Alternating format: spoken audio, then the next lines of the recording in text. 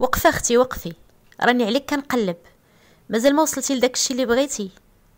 مازال ما تحقق لك داك الشيء اللي كتمناي؟ وانت اختي مازال ما سهلش عليك الله بشي ولد الناس؟ وانتيا مازال ما فرحتي بشي وليد ولا شي بنيته؟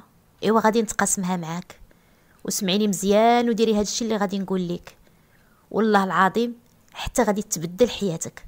وما بغيت منك والو، بغيتك غير تدعي معايا بشي دعوه ديال الخير. جبت لك واحد الحل للمشاكل ديالك باذن الله، صيغه من الاستغفار تقوليها باليقين من الله سبحانه وتعالى. والله العظيم اختي وعن تجربه، حتى تشوفي حياتك كتبدل قدامك وتفكريني. ايوا حفظي هاد الصيغه اللي غادي نعطيك وتبقاي تردديها ديما، وتيقني الاجابه من الله سبحانه وتعالى. انه سميع مجيب، يجيب دعوه الداعي اذا دعاه. قولي ربي اغفر لي وهب لي ملكا لا ينبغي لأحد من بعدي إنك أنت الوهاب. فسخرنا له الريح تجري بأمره رخاء حيث أصاب. ربي اغفر لي وهب لي ملكا لا ينبغي لأحد من بعدي إنك أنت الوهاب. فسخرنا له الريح تجري بأمره رخاء حيث أصاب.